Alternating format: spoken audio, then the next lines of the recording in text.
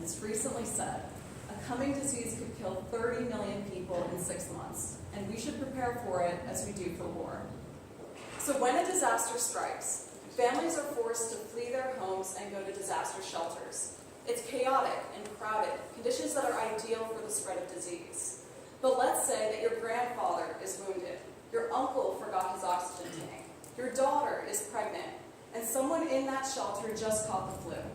How can you make sure that your family gets the medical care that they need while preventing anyone else from getting sick? So more than 1.6 million people go through this in the United States every year, and 3 out of 4 of those people have an immediate medical need. And so for organizations that are running these shelters, like the Department of Public Health and FEMA, the problem is that there's a lack of accessible, real-time healthcare information in these disaster shelters. So what's the current process look like? So when an evacuee comes into a shelter, a paper intake form is filled out with their information, the needed supplies are called in via phone, and then delivered. So this paper and phone process is time-consuming and inefficient. And so our competitors have designed resource tracking technology, but do not track individual medical needs or improve this resource workflow. And so our solution is DisasterNet, a healthcare data management platform that electronically identifies infectious symptoms and individual medical needs, such as medications and equipment. We track this information by location and in real time, allowing organizations like the Department of Public Health to have a streamlined process to reduce the economic burden of disasters. So we do this in 3 ways. So first, pre-disaster.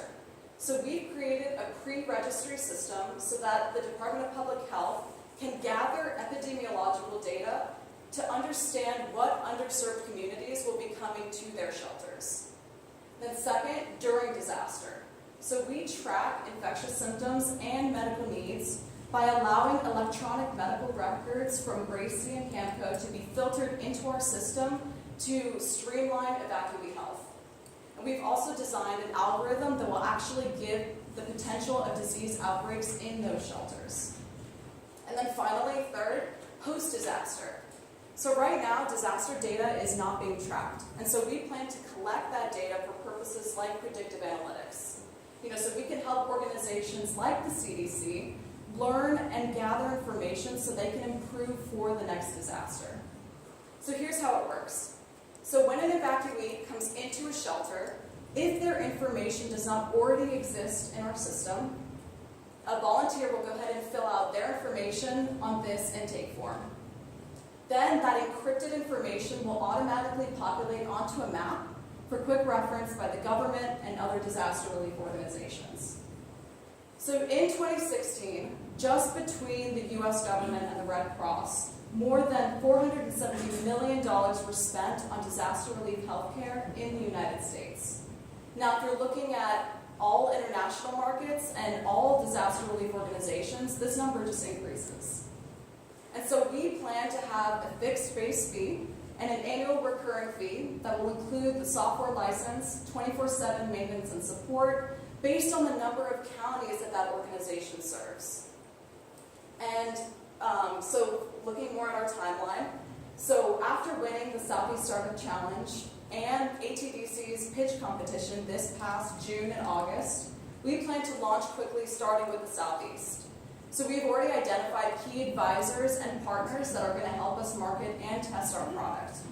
And so we've actually partnered with an Atlanta development team that's actually helping us finalize our demo and our pre-registry system so we can launch in early 2019. But in the meantime, we plan to work with other focus groups and continuing to do pilot studies for final deployment later in the year. And so we want R6 Industries to become an international organization devoted to developing technologies to improve evacuee healthcare and save victims' lives in disasters. And so currently, the stage that we're at is, we're looking and speaking with investors for initial seed round funding, but we are looking for any software developers that are interested in this kind of product and would want to join our team, as well as any business advisors that have experience working with government clients and disaster relief organizations. So with that, thank you for your time, and let us know if you have any questions. questions.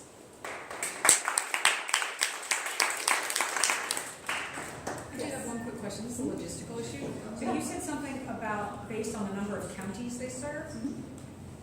Correct. Yes, so let me go ahead and invite us. Okay, please. Yeah, and we can introduce ourselves as well. So my name is Dymanus, and this is... I'm Nathan Miller. And so we are two of the co-founders. We have some other people on our team as well that have founded R6 Industries this past May. And so please, so going back to your question. So, this is brilliant.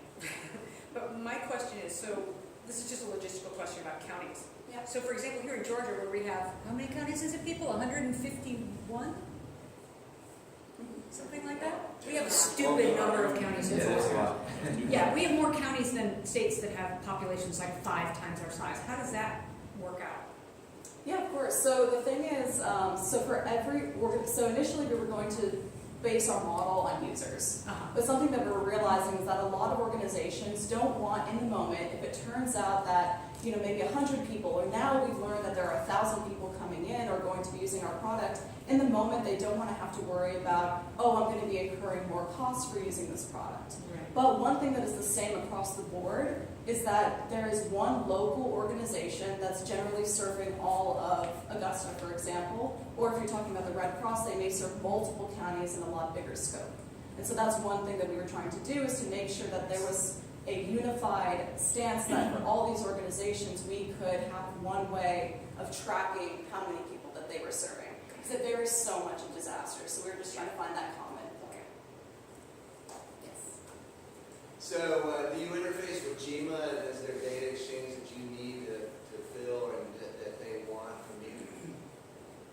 Yeah, so as of right now, we do not integrate with GEMA. We have the appropriate certifications that we could, but we're currently speaking with them and seeing how best we can. I think those talks are still preliminary as we're finalizing our product and going forward, but right now we do not have a formalized partnership with GEMA. Does that answer your question? Yes. When you're gathering all this data, and I assume you said this is a software license, is the county or whatever emergency management entity that you've licensed this to, are they the ones aggregating that data, so they're responsible for the security of that data? Are y'all hosting the data? How does that work? That would be us. So we're the ones aggregating that data, and we're ensuring that everything that we're doing is HIPAA compliant. And again, because we're working with these government organizations, everything we're doing is appropriately certified to integrate easily into their systems.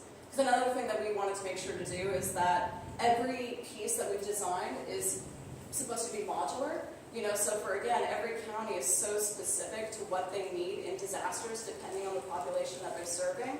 So we wanted to make sure that they could pick what they needed to respond appropriately in those disasters, but it could still be integrated into almost every system.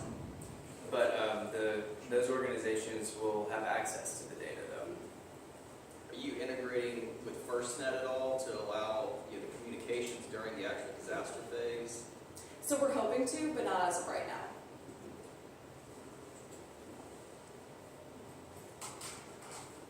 And also as well, if you guys wanted to reach out to us later, if you have any questions, we have some business cards in the back that you can go ahead and pick up, and we would love to speak with you if you guys have any feedback as well. As we're kind of moving forward through our process and hoping to launch in 2019.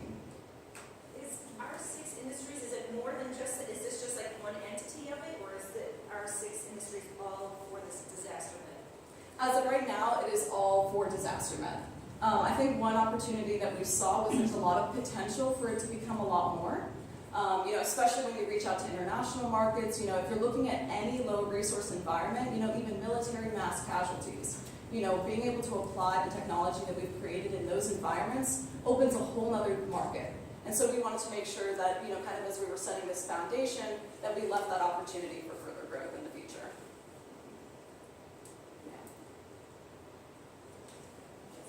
How does your anticipated pricing compare to that of your competitors? Because I think of nonprofit organizations being really cost conscious, so have you thought about that? Yes, we have.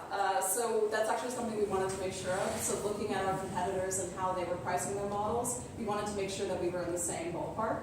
And so that's how we've designed our pricing model, is to be similar to theirs. but ensuring that, down the line, like 3 to 5 years, we're still making a profit and coming out ahead. Actually, our competitors are not nonprofit. Okay. So Well, I mean, your The customers, organization, are those not, customers. those are typically nonprofits, right? Correct. Okay, yeah.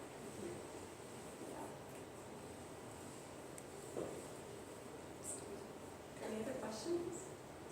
Awesome. Well, again, our business cards are in the back, and please feel free to come up to us afterwards if you have any questions or comments or want to talk further. We'd be more than happy to speak with you guys. So.